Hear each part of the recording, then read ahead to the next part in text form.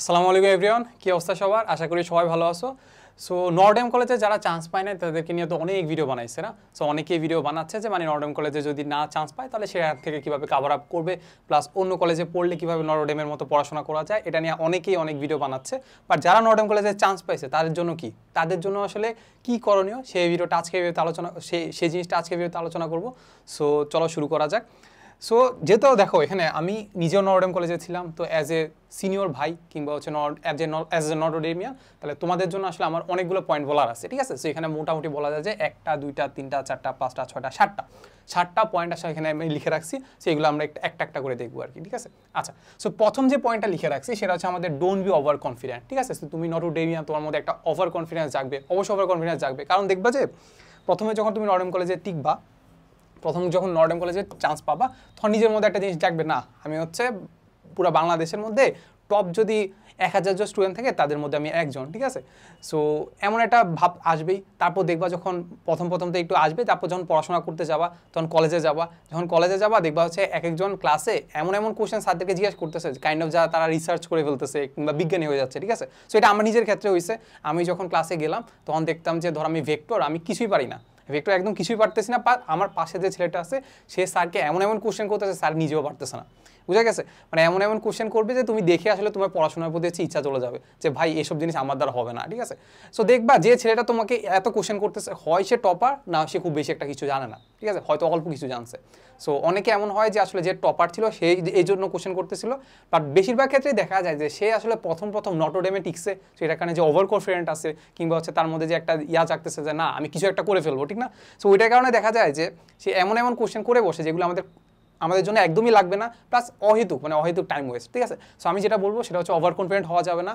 তোমার যেটা একদম বেসিক করা দরকার, যেসব বই পড়া দরকার, একদম ওভার কনফিডেন্ট হয়ে হচ্ছে একদম আইআইটি কোশ্চেন সলভ করতে যাওয়া, তারপর হচ্ছে আমাদের ইন্ডিয়ান রাইটারের বই পড়তে যাবা, এইসব জিনিস করো না ভাই। আমাদের যেসব গাইডলাইন আছে মোটামুটি আসলে আমাদের পড়াশোনা করার জন্য, মানে এইচএসসিতে ভালো রেজাল্ট করা প্লাস অ্যাডমিশনে ভালো রেজাল্ট করার জন্য যেসব বই পড়া উচিত কিংবা যেভাবে পড়া উচিত, সেই জিনিসগুলো মোটামুটি কী করবা, বেসিক সহ কী করবা, অ্যাপ্লাই করবো আর কি, ঠিক আছে? সো বেশি ওভার কনফিডেন্ট হওয়া যাবে না। সেটা ধরে 1 সপ্তাহ পর্যন্ত থাকবে, এরপর দেখবার নিজেরাই সবাই ঠান্ডা হয়ে যাবে। আচ্ছা, এরপরে যেটা বলবো সেটা হচ্ছে আমাদের ডোন্ট স্কিপ ক্লাসেস, ঠিক আছে? দেখবা প্রথম মানে আমাদের ব্যাপারটা এমন হয় যে প্রথম আমরা একদম রেগুলার ক্লাস করি, প্রথম নর্ডেমে টিকসি, নর্ডেমের জিনিসপাতিগুলো যেমন হচ্ছে এমন অনেক স্যার ছিল, যেমন যখন আমরা কেমিস্ট্রি পড়তাম তখন আমাদের কেমিস্ট্রি বই ছিল হচ্ছে সঞ্জিত কুমার গুহ স্যারের, ঠিক আছে? সো সঞ্জিত কুমার গুহ স্যারের নাম অনেক শুনছি। সো শোনার পরে আমি ভাবছি যে না, উনি তো নর্ডেম কলেজের টিচার, ওইখানে গেলে ওনাকে দেখতে পাবো, সে একটা ভালো একটা লাগে কাজ করতেছে না, স্যারকে দেখতে পাবো। তারপর দেখবা যে তোমাদের বইয়ের অনেক ক্রাইটেরিয়া হচ্ছে আমাদের কি বলতো, নর্ডেম কলেজের টিচার, সেগুলো দেখতে খুব প্রথম ভালো লাগে। বাট প্রথম মানে একবার ক্লাস করলা, 2বার ক্লাস করলা, 3-4 মাস ক্লাস করার পরে আর খুব একটা ভালো লাগে না, ঠিক আছে? ভালো লাগে না কি, পড়া তো এমনি জানো যে কঠিন, ইন্টারের পড়াশোনা এমনিই কঠিন। সো আর কত ভালো লাগবে বলো? সো তখন দেখবা যে সিরিয়াসনেসটা আস্তে আস্তে কি থাকবে, কমতে থাকবে। একটা গ্রাফের মতো উপরে হাইস্ট ছিল, আস্তে আস্তে কি থাকবে, কমতে থাকবে। সো এই জিনিসটা তোমাকে মেনে নিয়েই পড়াশোনা করতে হবে। কি করতে হবে? মেনে নিয়েই পড়াশোনা করতে হবে। এখন আমরা যেটা বললাম যে ডোন্ট স্কিপ ক্লাসেস, অ্যাটলিস্ট প্রথম দিকে চেষ্টা করবে যে ক্লাসটা স্কিপ না করা। পরের দিকে হয়তো বা দেখবা অনেক পরীক্ষা চলে আসছে, তখন পরীক্ষার জন্য ক্লাস স্কিপ করা লাগতে পারে। সো তখন হয়তো বা করবা আর কি, ঠিক আছে? সো আমি যেটা বলবো একদমই ক্লাস স্কিপ করবা না, মানে একদমই ক্লাসকে কি করবা না, বাদ দিবা না।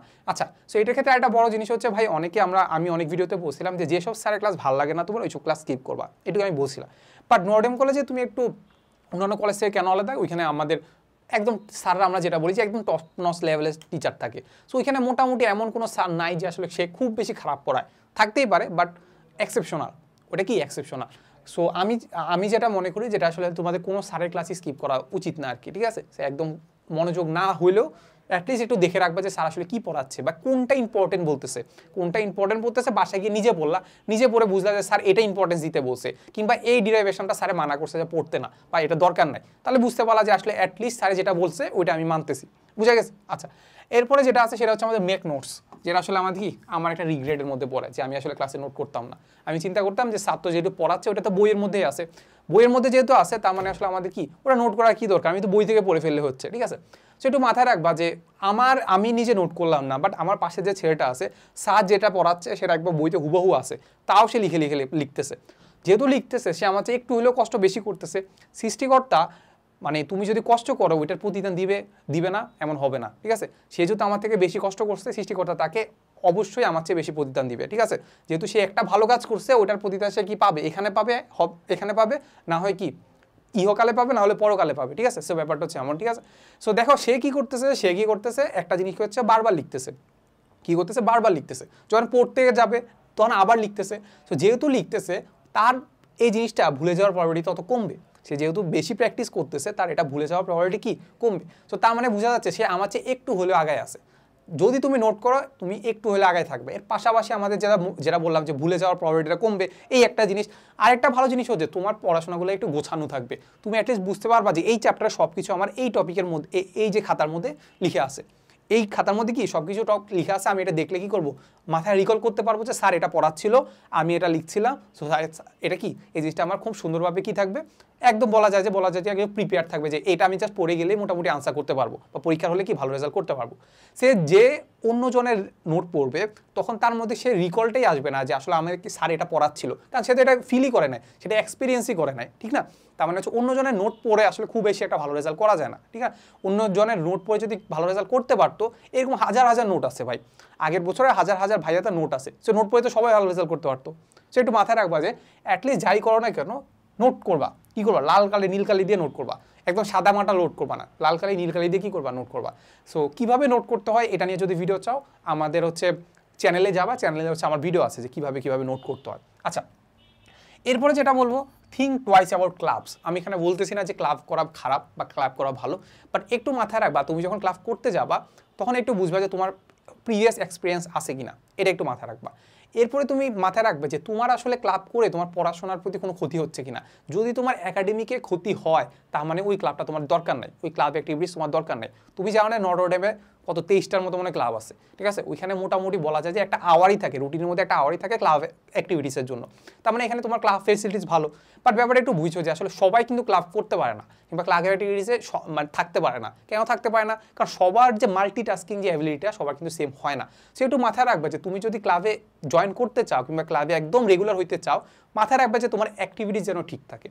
কি থাকে? অ্যাক্টিভিটিস ঠিক থাকে। সো আমার কথা যদি বলো, আমি হচ্ছে প্রথমে ক্লাবে গেছিলাম, প্রথমে 2টা ক্লাবে জয়েন হয়েছিলাম। মোটামুটি দেখবো প্রথমে হচ্ছে সবাই তাড়াহুড়া করে ক্লাবে একটা না একটা 2টা, ইভেন হচ্ছে অনেকে 4-5টাতে ভর্তি হয়ে যায়, দেখা যায় পরে একটাও কন্টিনিউ করে না।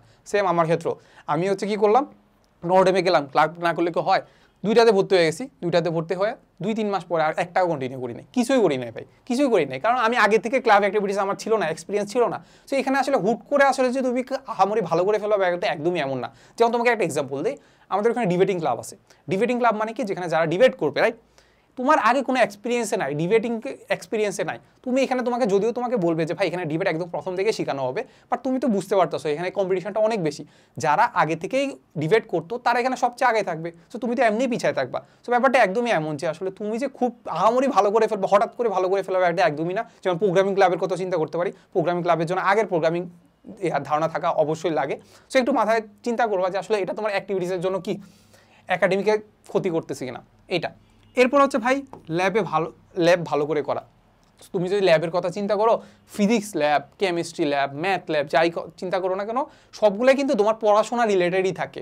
কেমিস্ট্রির কথা যদি চিন্তা করি, কেমিস্ট্রি যেসব ধরো হচ্ছে শিক্ষা পরীক্ষা মানে কি, এটা তোমার বইতে যে থিওরিও আছে, কিন্তু থিওরি থেকে তুমি এখানে শিক্ষা পরীক্ষায় দেখবা যে আসলে কোন লবণ হচ্ছে তোমার কি দিলে, আগুনে দিলে কি রকম শিখা দেখায়, কি রঙে শিখা দেখায়। সো ওগুলো তোমার পড়াশোনা রিলেটেডই। তারপর কোনটার সাথে কোনটা বিক্রিয়া করলে কি পাচ্ছি, এগুলো তুমি একদম রিয়েল লাইফে দেখতে পাচ্ছ। প্লাস তোমার এখানে পরীক্ষার হলেও লিখতে হচ্ছে। সো যেহেতু পরীক্ষার হলে লিখতে হবে, তুমি জাস্ট কি করতে পারো, মুখস্থ করে ওটা লিখে ফেলতে পারো।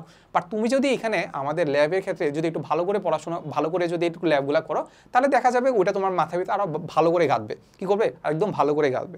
যেহেতু ভালো করে গাঁথবে, যেহেতু তোমার নটরডেম কলেজে পড়ো, অন্যান্য কলেজে অনেক কলেজে আছে যেখানে আসলে ল্যাব করাই না বললেই চলে, ল্যাব ফেসিলিটিস খুবই বাজে।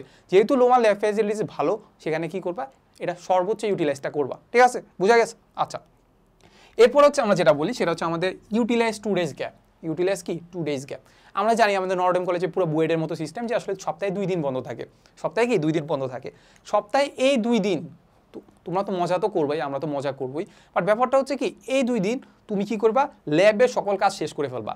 একদম ল্যাবের কোনো কাজ বাদ রাখবা না। এটা আমি একদম স্ট্রিক্টলি ফলো করতে বলবো। কেন? তুমি ল্যাবের প্যারা দেখবে এমন সময় থাকবে যেটা কুইজ থাকবে, কুইজের দিন ধরো ল্যাব আছে, এর আগের দিন তোমাকে কুইজও করতে হবে, ল্যাবের কাজও করতে হবে, ওটা খুবই প্যারা ভাই। তুমি একটু অভ্যাসটা তৈরি করো যে 2 দিন যেটা আছে ওই 2 দিনে তুমি ল্যাবে সব কাজ করবা। ল্যাবের কি সব ধরনের লিখা যেটা আছে সব রিপোর্ট সব কিছু ওই 2 দিনের মধ্যে করে ফেলবা। এটা যদি করতে পারো তোমার লাইফে রেগুলারিটি আসবে, তুমি হচ্ছে পড়াশোনা অনেক টাইম পাবা, ঠিক আছে? সো এটা একটু মাথায় রাখবা।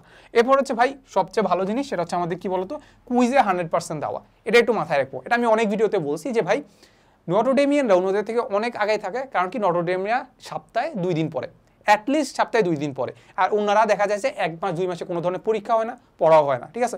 সো যেহেতু তোমার সপ্তাহে 2 দিন কুইজ থাকে, ওই 2 দিন অ্যাটলিস্ট তুমি আসলে কুইজের পড়াশোনাগুলো একদম 100% দিয়ে পড়বা। কুইজে যেসব জিনিসপাতি দেওয়া থাকে ওগুলো একদম ভালো করে পড়বা, যেন কুইজে ভালো রেজাল্ট করতে পারো। অ্যান্ড কুইজে ভালো রেজাল্ট করা দেখো অনেক টাফ। আমরা যদি চিন্তা করি নর্ডেমের কুইজ সিস্টেম কিন্তু অনেক হার্ড, ঠিক আছে? সেখানে দেখা যায় আমার যদি ভুল না হয়, আমাদের ম্যাথের ক্ষেত্রে আমরা দেখতাম যে আমার টাইম দিছে হচ্ছে 30 মিনিট, কিন্তু ওইখানে আমাদের 2টা সৃজনশীল আনসার করতে হয়, আবার 5 মার্কের এমসিকিউ আনসার করতে হয়। বুঝতে পারলা?